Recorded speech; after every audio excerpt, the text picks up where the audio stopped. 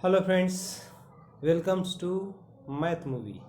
अब फ्रेंड्स, आज यहाँ पर हम लोग 10वीं बोर्ड अर्थात बिहार बोर्ड मैट्रिक के लिए इकोनॉमिक्स से अर्थात अर्थशास्त्र विषय के अध्याय 7 में उपभोक्ता जागरण एवं संरक्षण जो चैप्टर है इसका अध्ययन करेंगे। यह फ्लो चार्ट के माध्यम से हम लोग अध्ययन करेंगे। यहाँ देखिए, उपभोक्ता जागरण के बारे में पढ़ेंगे, उपभोक्ता शोषण के कारक कौन कौन से हैं इसके बारे में पढ़ेंगे, और फिर उपभोक्ता के संरक्षण के विषय में हम लोग समझेंगे कि कैसे संरक्षण किया जाता है, किया गया है। अब हम लोग आगे बढ़ते हैं तो इसमें उपभोक्ता संरक्षण के अंतर्गत हम लोग देखेंगे मानवाधिकार आयोग आता है और सूचना आयोग आता है। दोनों का विस्तृत अध्ययन हम लोग देखेंगे इस चैप्टर में। और संरक्षण के अंतर्गत ही उपभोक्ता संरक्षण एवं सरकार के उपाय को भी जानेंगे और उपभोक्ता के अधिकार के बारे में हम लोग डिटेल रूप से अध्ययन करेंगे।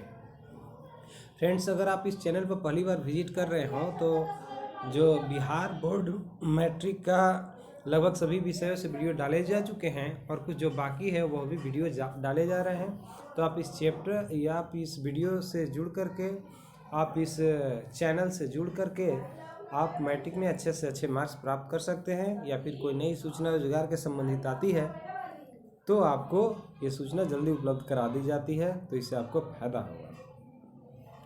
अगर आपको अच्छा लगे तो आप क्या करेंगे, लाइक कर देंगे, कमेंट करके बताएंगे, स्टडी ग्रुप में शेयर कर देंगे और फ्रेंड्स मुख्य रूप से सब्सक्राइब भी कर लेंगे। तो चलिए अब हम लोग चैप्टर वाइज आगे देखते हैं। यहाँ पर है आपको उपभोक्ता जागरण। तो उपभोक्ता जागरण के विषय में जानकारी लेनी है कि इसमें कौन कौन सा चीज़ आएगा, कौन सी बातों को जागरण होना बहुत ज़रूरी है। सबसे पहले तो ये जाने कि जो उपभोक्ता है यह क्या है। तो यह बाजार जो व्यवस्था है उसका महत्वपूर्ण अंग है। उपभोक्ता क्या है, तो बाजार व्यवस्था का महत्वपूर्ण अंग है। व्यक्ति जब वस्तु एवं सेवाओं को अपने प्रयोग के लिए खरीदता है तब वह उपभोक्ता कहलाता है। जैसे कोई सामान बाजार से आप लेने गए और लेकर के आए और अपना उपयोग किए उसको, जैसे सब्जी मार्केट से सब्जी ले आए उसको फिर बना करके खा गए, तो आप उपभोक्ता कहलाएंगे। या फिर बाजार में फ्रिज बिक रहा है तो आप ले आए, उसमें सारा सामान रखे सुरक्षित, तो आप उपभोक्ता कहलाएंगे। ठीक है। व्यवसाय जगत में जो उपभोक्ता का स्थान क्या है, महत्वपूर्ण होता है। इस बात को गांधी जी बहुत पहले समझ गए थे। क्यों? क्योंकि उन्होंने उपभोक्ता जागरण के लिए एक मूल्य वाक्य हमेशा कहते थे, जो कि आज कल सभी जो बैंक है या संस्थान है उसमें आपको लिखा हुआ मिल जाएगा। तो उनका क्या स्टेटमेंट था, गांधी जी क्या कहते थे, तो ग्राहक हमारी दुकान में आने वाला सबसे महत्वपूर्ण व्यक्ति है। ग्राहक हमारे दुकान में आने वाला सबसे महत्वपूर्ण व्यक्ति है। वह हम पर निर्भर नहीं है, हम उन पर निर्भर हैं। ठीक है, मतलब कोई आपके दुकान में आ रहा है तो वह आप पर निर्भर नहीं है बल्कि आप उस पर निर्भर हैं। कहने का मतलब हुआ कि आपका जो गुणवत्ता सामान के होना चाहिए, उसका मानक होना चाहिए, वो अच्छा होना चाहिए, तभी वो आपके पास आएगा और आपको व्यापार में फिर फायदा होगा। ठीक है। और आप समझ लीजिए कि बाजार व्यवस्था में जो उत्पादक और उपभोक्ता होता है, यह दोनों ही हालांकि महत्वपूर्ण होते हैं, क्योंकि दोनों का अपना अलग अलग महत्व है। वर्तमान युग में उपभोक्ताओं में वस्तु के मूल्य निर्धारण एवं गुणवत्ता के प्रति जागरूक बनाया जाता है और इस जागरूक बनाने का काम उपभोक्ता जागरण के द्वारा किया जाता है। चलिए एक चीज़ और हम लोग जान लें कि मनुष्य जन्म से मृत्यु तक आवश्यकताओं से ही घिरा हुआ है। जैसे आप जन्म लेते हैं तो जन्म लेने के बाद आपको डॉक्टर की ज़रूरत पड़ती है, कपड़े की ज़रूरत पड़ती है, दूध की ज़रूरत पड़ती है, और जब आदमी मर जाता है, डेड हो जाता है, तो फिर जलावन के लिए लकड़ी चाहिए, जो जलता है लकड़ी से ही जलाए जाते हैं। तो कहने का मतलब गर्भ से लेकर के कब्र तक, गर्भ से लेकर के कब्र तक क्या है, तो हम आवश्यकताओं से घिरे हुए रहते हैं। ठीक है। तो यह जो उपभोक्ता और उत्पादक, ये दोनों महत्वपूर्ण रूप से एक दूसरे से जुड़े होते हैं। चलिए अब इसमें हम लोग जो पॉइंट दिया हुआ उसका अध्ययन करेंगे। उपभोक्ता संरक्षण के अंतर्गत तो व्यक्ति जब कोई वस्तु या सेवा अपने उपभोग या उपयोग के लिए खरीदता है तो वह उपभोक्ता कहलाता है।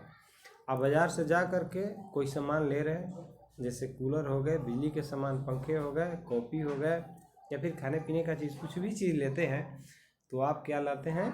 उपभोक्ता। ठीक है।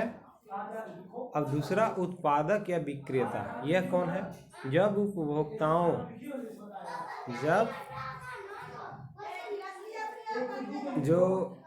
उपभोक्ताओं खरीदने वालों को गुणवत्तापूर्ण वस्तुएं उपलब्ध नहीं करा पाते हैं तो उपभोक्ता में असंतोष होता है और वे शोषित महसूस करते हैं। अगर कोई अच्छा समझ कर के सामान लिया और वह नकली निकला तो वह तो अपने को ठगा हुआ महसूस करेगा ही ना। तो विक्रेता का यह दायित्व है कि अच्छा मानक और गुणवत्ता वाली सामान उपलब्ध कराए। विश्व उपभोक्ता अधिकार दिवस 15 मार्च को मनाया जाता है। यह वेरी इम्पोर्टेंट क्वेश्चन है, आप ऑब्जेक्टिव के लिए भी है और सब्जेक्टिव के लिए भी, दोनों के लिए आप इसे अच्छी तरह से याद कर लेंगे। विश्व उपभोक्ता दिवस 15 मार्च को मनाया जाता है। ये पूछता है प्रश्न। देश में उपभोक्ताओं को जागरूक करने के लिए सरकार ने कई उपाय किए हैं। इस दृष्टि से 1986 में, याद रखिएगा, उपभोक्ता संरक्षण अधिनियम अर्थात कंज्यूमर प्रोटेक्शन एक्ट पारित किया गया है। कंज्यूमर प्रोटेक्शन एक्ट अर्थात उपभोक्ता संरक्षण अधिनियम को शॉर्ट में कोपरा कहते हैं। अब कोपरा किस लिए कहते हैं? CO से कंज्यूमर हो गया और PR से प्रोटेक्शन और A से एक्ट, मतलब कंज्यूमर प्रोटेक्शन एक्ट को शॉर्ट में कोपरा कहते हैं, हिंदी में उपभोक्ता संरक्षण अधिनियम कहते हैं। अब आगे बढ़िए, देखिए उपभोक्ता के शोषण के कौन कौन से मुख्य कारक होते हैं। ठीक है, उपभोक्ता के शोषण के मुख्य कारक, तो इसमें आता है पहला, महंगी वस्तुओं में अन्य चीज़ों की मिलावट। जैसे काली मिर्च महंगी होती है और जो आप लेने गए वो काली मिर्च जान करके, लेकिन उसमें क्या है, वह पपीता का जो बीज है वो मिला दिया गया है। या फिर अरहर के दाल लेने गए, उसमें खिसाड़ी का दाल मिलावट कर दिया गया है। आप सरसों का तेल लेने गए और उसमें कुछ और मिलावट का चीज़ मिल गया, तो यह शोषण का एक कारण बनता है। दूसरा, वस्तुओं के माप में हेरा फेरी। जैसे कोई दुकान पर आप लेने गए, वो 1 किलो बाट के जगह 900 ग्राम का यूज़ करता है, तो यह एक तरह से शोषण करता है और गलत करता है। अच्छी वस्तुओं के स्थान पर कम गुणवत्ता वाली वस्तु को देना, कहने का मतलब जैसे आप दुकान से गए एडिडास का जूता लेने के लिए, नाइक का लेने के लिए, कैंपस का लेने के लिए, तो वो आपको देता तो है उसी नाम पर, लेकिन वो नकली है। नकली उस पर उसका साइन लगा हुआ है और आपको असली के नाम पर पैसे ज़्यादा ले लिया और उसकी क्वालिटी ख़राब है, डुप्लीकेट सामान आपको दे दिया। तो यह भी उपभोक्ता शोषण के कारक है। ऊंचे कीमतें वसूल करना, किसी भी सामान का जो उचित मूल्य है उससे ज़्यादा आपको दे रहा है, क्योंकि आपको वह कह रहा है आपको लेना है, लीजिए, जाना है जाइए, तो इसकी मतलब खुदगर्जी समझ रहा है वो। हालांकि ये गलत है, लेकिन ऐसा लोग करते हैं और यह शोषण का तरीका है। डुप्लीकेट जाली वस्तुएं प्रदान करना, अभी जैसे मैंने जिक्र किया जूता के विषय में जानकारी दी आपको, या फिर खाने पीने का भी सामान है, आप अच्छा समझ करके लाए और कहा भी कि अच्छी कैटेगरी का है, मतलब अच्छे मानक का है, अच्छा गुणवत्ता वाली है, लेकिन वो ख़राब निकल गया। जैसे आप सरसों का तेल लाते हैं और ला करके उसमें बनाते हैं तो ज़्यादा झाग उत्पन्न हो रहा है, इसका मतलब उसमें कुछ मिलावट किया गया है। तो ये सब क्या है, उपभोक्ता के शोषण के कारक हैं। अच्छा, अब हम लोग देखेंगे उपभोक्ता के संरक्षण। उपभोक्ता का संरक्षण के लिए कौन कौन सी बातें को हमें जानना है, इसमें पढ़ना इस पाठ में। तो उपभोक्ता के हितों की रक्षा के लिए सरकार द्वारा 3 प्रकार के उपाय किए गए हैं। पहला, उपभोक्ता संरक्षण अधिनियम 1986 में, जिसको कोपरा कहते हैं, अर्थात कंज्यूमर प्रोटेक्शन एक्ट। अभी जैसे मैंने पीछे चर्चा किया था, त्रिस्तरीय न्यायिक तंत्र। इसके अंतर्गत मतलब क्या है कि आप शिकायत कर सकते हैं अगर कोई आपको गलत वस्तु या सेवा आपको प्रदान किया है, तो आप उसका शिकायत कर सकते हैं। राष्ट्रीय स्तर पर राष्ट्रीय आयोग है जो देश स्तर पर काम करता है, राज्य आयोग है जो राज्य स्तर पर काम करता है, और जिला फोरम जिला स्तर पर काम करता है। एक चीज़ यहाँ भी जान लीजिए कि अगर आपको 20 लाख रुपए से कम के वस्तु या सेवा प्रदान में कोई गड़बड़ी हुई है, कंप्लेन करना चाहें तो आप जिला स्तर पर कर सकते हैं। जबकि 20 लाख से 1 करोड़ के बीच का अगर वस्तु या सेवा का मूल्य है तो इसकी शिकायत आप राज्य आयोग को कर सकते हैं राज्य स्तर पर, और 1 करोड़ से अधिक का मूल्य का कोई वस्तु या सेवा है तो उसको राष्ट्रीय आयोग में आप कंप्लेन कर सकते हैं। ये आपको जो सीमा दी गई है इसको आपको याद रखना है। दूसरा, प्रशासनिक उपाय सार्वजनिक वितरण प्रणाली। जैसे आपको क्या हो गया, तो जैसे आपको चावल, गेहूं, चीनी, किरोसिन, तेल इत्यादि उचित मूल्य पर सरकार उपलब्ध कराती है। अब ये सार्वजनिक वितरण प्रणाली, जैसे गांव में हम लोग डीलर जिसको कहते हैं, वह गेहूं, चावल, चीनी, किरोसिन इत्यादि उचित मूल्य पर देता है क्योंकि सरकार उसको निर्धारित कर रखा है। तकनीकी उपाय, उत्पादों या वस्तुओं की गुणवत्ता की जांच कर मानक निर्धारित करना। अब तकनीकी रूप से क्या है, उसको एक स्टैंडर्ड आपको रहना चाहिए, उसका गुणवत्ता अच्छा होना चाहिए, उस पर एक सरकार मानक निर्धारित कर देती है कि इसका गुणवत्ता इस प्रकार की होनी चाहिए और इसका ये स्टैंडर्ड है, तो उसके हिसाब से जो उपभोक्ता होते हैं उनकी संरक्षण की जाती है, उनको प्रोटेक्शन दिया जाता है। यहाँ देखते हैं भारतीय मानक bureau of Indian standard institution, जिसको शॉर्ट में BIS कहते हैं, bureau of Indian standard institution. तो इसके बारे में हम लोग देखेंगे कि इसे क्या कहते हैं। तो इसे जिसे पहले भारतीय मानक संस्थान इंडियन स्टैंडर्ड इंस्टीट्यूट ISI कहते थे। पहले क्या कहते थे, ISI अर्थात इंडियन स्टैंडर्ड इंस्टीट्यूशंस, ISI के नाम से जाना जाता था। इसका मुख्य कार्य विभिन्न वस्तुओं और सेवाओं के मानक तैयार कर प्रमाणन योजना चलाना है।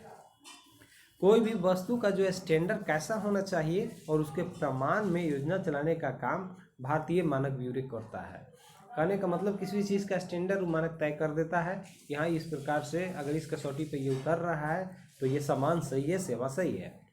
औद्योगिक एवं उपभोक्ता वस्तुओं के लिए ISI मार्क का प्रयोग होता है। जैसे कोई सामान आप लेते हैं, अगर उस पर ISI मार्क है तो समझिए कि वह अच्छा है, उसमें आप ठगे नहीं जा रहे हैं, उसका मानक भी अच्छा है और गुणवत्ता भी अच्छी है।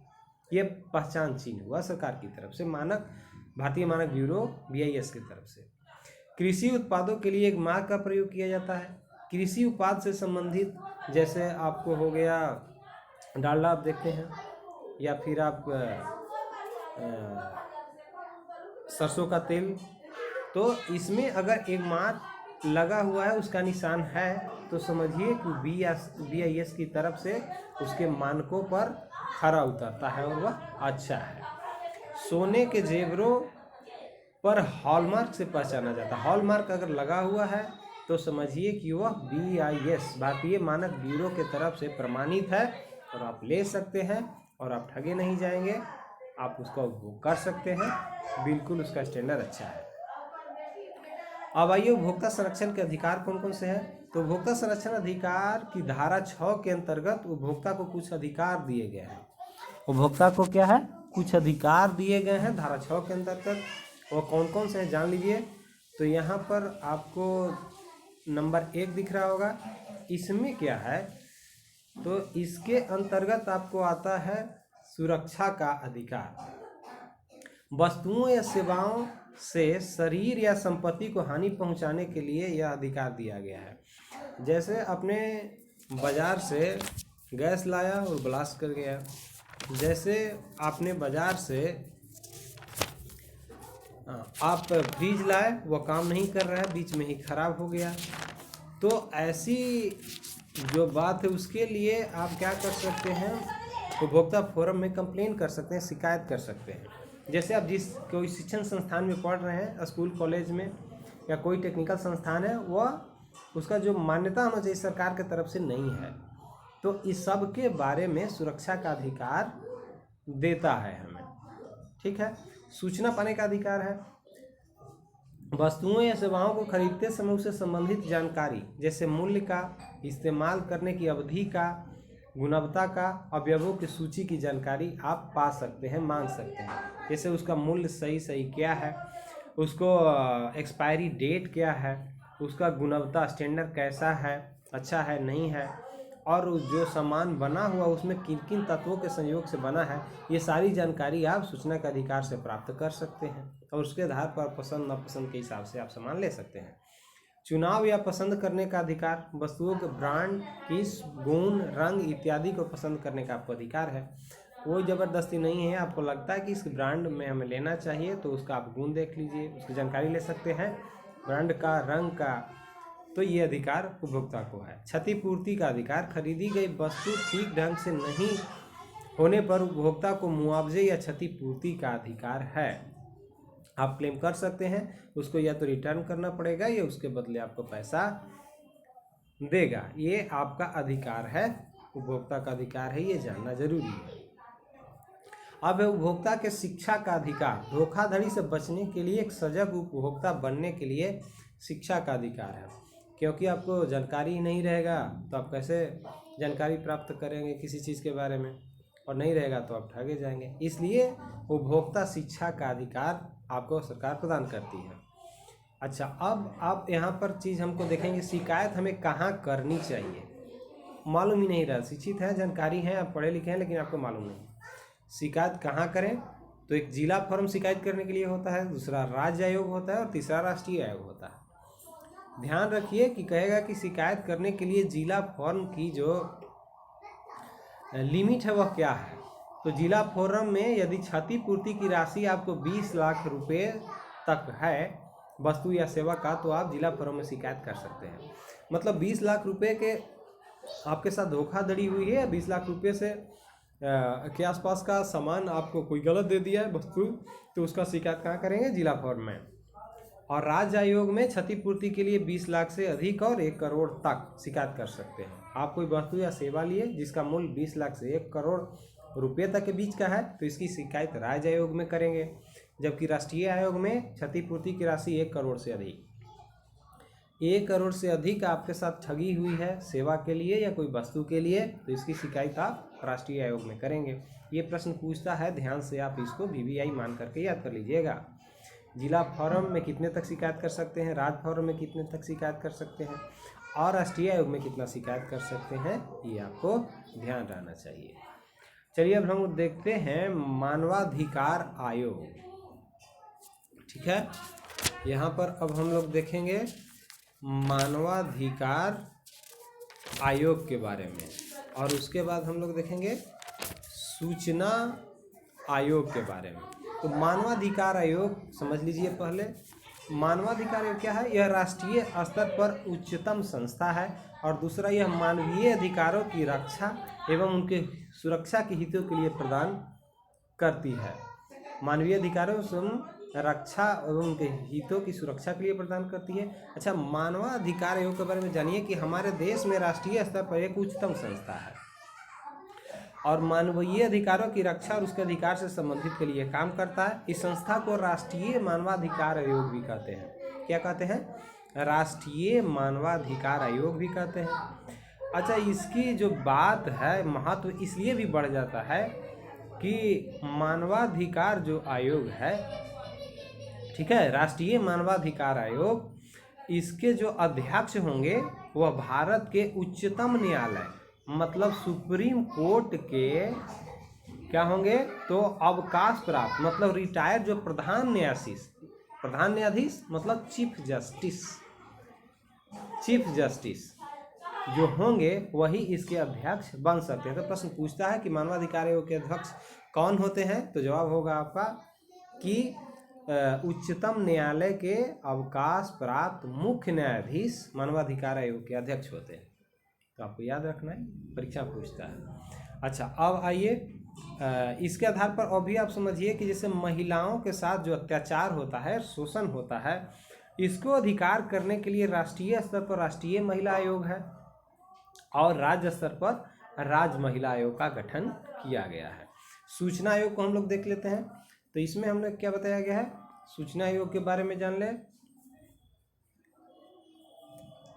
तो सूचना आयोग में यहाँ पर आप देख रहे होंगे कि उपभोक्ताओं को वस्तुओं एवं सेवाओं से संबंधित सूचना प्राप्त कराने के लिए यह गठित आयोग है। वस्तु या सेवा से संबंधित जो भी आप सूचना मांगना चाहते हैं सूचना आयोग से मांग सकते हैं, लिखित शिकायत सादे कागज पर लिख करके। और राज्य स्तर पर राज्य सूचना आयोग है, तो राज्य स्तर पर राज्य सूचना आयोग से आप सूचना मांग सकते हैं किसी भी विषय में, किसी भी वस्तु के बारे में, किसी भी सेवा के बारे में। और राष्ट्रीय स्तर पर राष्ट्रीय सूचना आयोग है, तो वहाँ से आप सूचना मांग सकते हैं। समझ गए? तो ये जो सारी बातें हैं इस चैप्टर में हमें जानना जरूरी था। अब इसमें देखिए कि हम लोगों ने क्या क्या आके सीखा। इसमें हम लोगों ने क्या क्या सीखा, तो सबसे पहले पढ़ा उपभोक्ता बाजार। उपभोक्ता बाजार जो उपभोक्ता बाजार व्यवस्था में क्या है, तो काफ़ी महत्वपूर्ण है, क्योंकि उत्पादन की समस्त क्रियाएं उपभोक्ता और उत्पादक के बीच ही संचालित होती है। अच्छा, ये जो भूमंडलीकरण के दौर में जो बाजार का काफ़ी विस्तार हुआ है, तो अधिक से अधिक हमें विकल्प उपलब्ध है, इसलिए आप सेवाओं या वस्तु के चयन में आपको कठिनाई होती है। बहुत तरह के पदार्थ हैं, तो उनको चयन करने के लिए आपको जागरूक होना जरूरी है कि कोई भ्रामक प्रचार करके हमें ठग तो नहीं रहा है। अच्छा, भारत के उपभोक्ता भिन्न भिन्न प्रकार के होते हैं, जिसमें कुछ गरीब भी हैं और अशिक्षित भी हैं। तो इन्हीं कारणों से वे हमेशा व्यवसायी द्वारा ठग लिए जाते हैं, क्योंकि वह जागरूक भी नहीं देखे जाते हैं, इसके कारण भी ठगे जाते हैं। उपभोक्ताओं को शोषण से बचाने के लिए, जागरूक बनाने के लिए, संरक्षण प्रदान करने के लिए सरकार ने उपभोक्ताओं का उपभोक्ता संरक्षण अधिनियम 1986 लाया था। उपभोक्ता संरक्षण अधिनियम राष्ट्रीय, राज्य एवं जिला स्तर पर न्यायिक व्यवस्था भी दी है, ताकि उनके अधिकारों को सुरक्षित रखा जा सके। आगे हम लोग इसमें पढ़ा उपभोक्ता को आर्थिक शोषण से बचाने हेतु कुछ संवैधानिक संस्थाओं की भी स्थापना की गई है, जिसमें मुख्य रूप से आप जानते हैं कि मानवाधिकार आयोग और दूसरा सूचना आयोग है। तो इस प्रकार हम देखते हैं कि जो उपभोक्ता जागरण तथा उनके अधिकार व शिकायत का निवारण जैसी चीज़ें आज बहुत ही महत्वपूर्ण हो गई है, क्योंकि यह जो वैश्वीकरण हुआ है, जिसमें पूरा विश्व एक गांव की तरह सिमट करके रह गया।